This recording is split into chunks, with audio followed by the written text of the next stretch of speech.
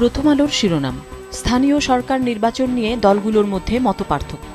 খবরটিতে বলা হয়েছে, জাতীয় নির্বাচনের পাশাপাশি স্থানীয় সরকার নির্বাচনেরও প্রস্তুতি নিচ্ছে অন্তর্বর্তী সরকার।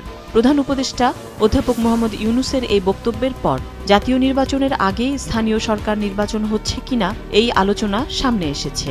তবে জাতীয় সংসদ নির্বাচনের আগে স্থানীয় সরকার নির্বাচন অনুষ্ঠান করা নিয়ে রাজনৈতিক অঙ্গনে মতপার্থক্য আছে। বিএনপি সহ বিভিন্ন দল জাতীয় নির্বাচনের আগে স্থানীয় সরকার নির্বাচনের বিপক্ষে, আর জাতীয় নাগরিক কমিটি মনে করছে জাতীয় নির্বাচনের আগে স্থানীয় সরকার নির্বাচন হওয়া উচিত। কোনো কোনো দল অংশীজনদের সাথে আলোচনা করে এই বিষয়ে সিদ্ধান্ত নেওয়ার কথা বলছে। পত্রিকাটির আরেকটি গুরুত্বপূর্ণ খবরের শিরোনাম, ৮ পাবলিক বিশ্ববিদ্যালয়ে ভর্তিতে ১১ ধরনের কোটা। খবরে রয়েছে, জাহাঙ্গীরনগর বিশ্ববিদ্যালয়ে ভর্তিতে শিক্ষক, কর্মকর্তা ও কর্মচারীদের সন্তান, স্ত্রী ও ভাই বোনদের জন্য কোটা রয়েছে। পরীক্ষায় পাশ করলেই পোষ্যরা বিশ্ববিদ্যালয়টিতে ভর্তির সুযোগ পান। ৮ বিশ্ববিদ্যালয়ে খোঁজ নিয়ে জানা গেছে ৭টিতেই পোষ্য কোটা রয়েছে। সব বিশ্ববিদ্যালয়ে ১১ ধরনের কোটার সবকটি নেই। পাবলিক বিশ্ববিদ্যালয়ে ভর্তিতে কোটা নিয়ে কোথাও কোথাও আন্দোলন চলছে। প্রশ্ন বেশি পোষ্য কোটা নিয়ে। শুল্ক কর বৃদ্ধির প্রভাব নিয়ে পত্রিকাটির আরেকটি খবরের শিরোনাম, করের চাপে আরেক দফা বাড়বে জীবনযাত্রার ব্যয়, শতাধিক পণ্যে শুল্ক কর বৃদ্ধি। আইএমএফ সব ধরনের ভ্যাটের হার এক করার কথা বলছে, তবে সেটি 15% হতে হবে তা বলে দেয়নি সংস্থাটি। যুগান্তরের শিরোনাম, অপ্রয়োজনে ৮ স্থলবন্দর, গচ্চা 450 কোটি টাকা। খবরটিতে বলা হয়েছে, সারা দেশে ৮টি স্থলবন্দরের তথ্য পাওয়া গেছে, যেগুলো দেশের মানুষের তেমন একটা কাজে আসে না। এসব বন্দরকে অপ্রয়োজনীয় বলে জানিয়েছেন স্থলবন্দর সংশ্লিষ্ট কয়েকজন কর্মকর্তা। বলা হচ্ছে, প্রভাবশালীদের চাপে সেগুলোকে বন্দর ঘোষণা করেছে বাংলাদেশ স্থলবন্দর কর্তৃপক্ষ এবং জাতীয় রাজস্ব বোর্ড। এই ৮টি স্থলবন্দরের মধ্যে 6টির কার্যকারিতাই নেই। কয়েকটির ভারতীয় অংশে কোনো স্থাপনাও নেই, অথচ এসব স্থলবন্দর নির্মাণে এ পর্যন্ত অন্তত 450 কোটি টাকা খরচ করেছে সরকার।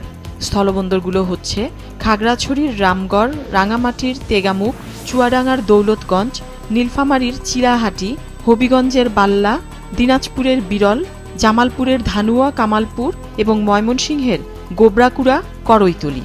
চালের বাজার নিয়ে পত্রিকাটির শিরোনাম, ভরা মৌসুমেও বস্তায় বেড়েছে সর্বোচ্চ 700 টাকা, চালবাদ চক্রে চড়া চালের বাজার। খবরটিতে বলা হয়েছে, আমনের ভরা মৌসুম চলছে, কৃষকের মাঠের ধান থেকে চাল আসছে বাজারে, সরকারের শুল্ক কর প্রত্যাহারে আমদানিও হচ্ছে, এতে বাজারে চালের সরবরাহ বেড়েছে। এমন পরিস্থিতিতেও মিলাররা বাড়তি মুনাফা করতে মরিয়া। মিল পর্যায় থেকেই 50 কেজির বস্তায় সর্বোচ্চ 700 টাকা বাড়ানো হয়েছে দাম। এতে পাইকারি আড়তে নিত্য প্রয়োজনীয় পণ্যটির দাম হুহু করে বেড়েছে। প্রভাব পড়েছে খুচরা বাজারেও। ফলে মাসের ব্যবধানে 1 কেজি সরু চাল কিনতে ক্রেতার সর্বোচ্চ 10 টাকা বেশি কিনতে হচ্ছে। মূল্য ঠেকেছে 85 টাকায়। মাঝারি ও মোটা চাল 5 থেকে 7 টাকা বেড়ে সর্বোচ্চ 65 টাকায় বিক্রি হচ্ছে। সমকালের শিরোনাম, কষ্টে চলা মানুষের উপর চাপ আরও বাড়ল, শত পণ্য ও সেবায় শুল্ক কর। আইএমএফের শর্ত মানতে এই সিদ্ধান্ত, অজুহাত সরকারের। উচ্চ মূল্যস্ফীতির চাপে নিম্ন ও মধ্যবিত্তরা হিমশিম খাচ্ছে, আরও বাড়তি চাপ তৈরি হবে, বলছেন সিপিডির সম্মানীয় ফেলো ড মোস্তাফিজুর রহমান। এনবিআরের সাবেক চেয়ারম্যান বদিউর রহমান বলেছেন, কর ফাঁকি ও পাচারকারীদের ধরার মুরদ নেই, অথচ শুল্ক কর বাড়িয়ে দিলেন। যুক্তরাষ্ট্রের দাবানল নিয়ে পত্রিকাটির শিরোনাম, দাবানলে পুড়ছে মাইলের পর মাইল, সঙ্গে লুটতরাজ। খবরটিতে বলা হয়েছে, এ পর্যন্ত দাবানলে 10 জনের মৃত্যু হয়েছে, পুড়েছে 53 বর্গমাইল এলাকা, বাস্তুচ্যুত হয়েছে 1,80,000 মানুষ, আর সম্ভাব্য আর্থিক ক্ষতি $135 বিলিয়ন।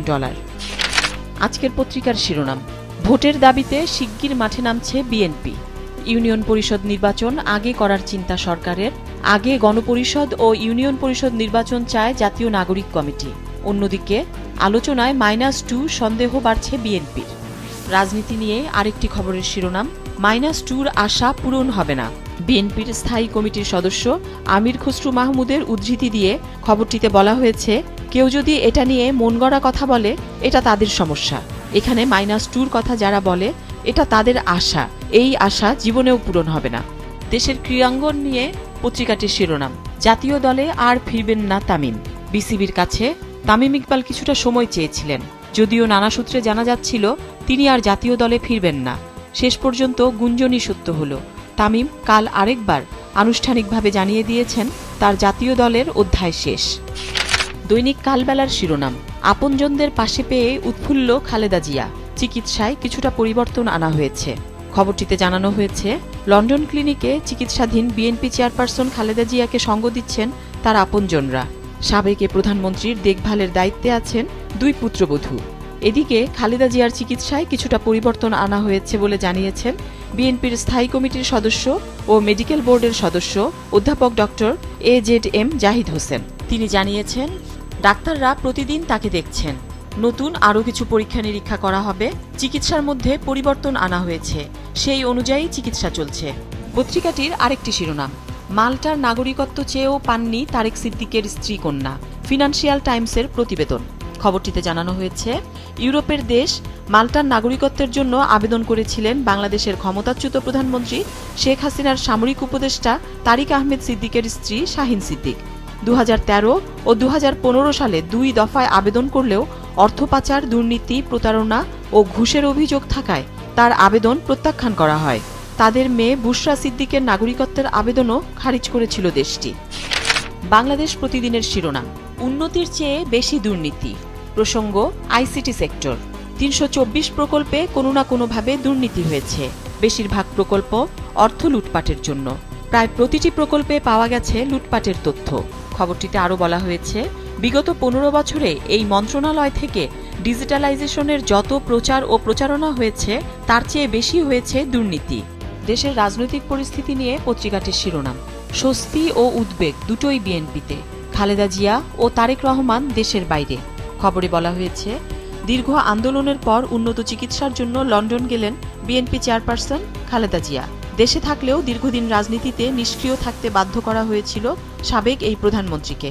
রাজনীতিতে নিষ্ক্রিয় থাকলেও তার উপস্থিতি নেতাকর্মীদের মনোবল সবসময় চাঙা রাখত। এমন সময়ে খালেদা জিয়া বিদেশে অবস্থান করছেন, যখন তার দল দ্রুত নির্বাচনের দাবি করলেও সরকার ঘনিষ্ঠ অনেকেই আগে সংস্কার পরে নির্বাচনের কথা বলছেন। দলের নেতাকর্মী সহ জনমনে প্রশ্ন উঠেছে, খালেদা জিয়া চিকিৎসা শেষে স্বাভাবিকভাবে ফিরতে পারবেন তো? অনেকে মনে করছেন, উন্নত চিকিৎসা নিয়ে সুস্থ হয়ে তিনি দেশে ফিরবেন। সঙ্গে আসবেন দলের ভারপ্রাপ্ত চেয়ারম্যান তারেক রহমান, তিনিও দীর্ঘদিন দেশের বাইরে। এই অবস্থায় খালেদা জিয়াকে নিয়ে দলের স্বস্তি ও উদ্বেগ দুটোই রয়েছে। কালের কণ্ঠের শিরোনাম, আস্থাহীনতায় সংকটে বিনিয়োগ। শিল্প বাণিজ্য প্রসঙ্গে বলা হয়েছে, উচ্চ সুদের হার বড় চ্যালেঞ্জ, বন্ধ হচ্ছে শিল্প কারখানা, নতুন বিনিয়োগেও ভাটা, অতীতের ভুল নীতির কারণে বিনিয়োগ চলে গেছে বলেছেন অর্থ উপদেষ্টা।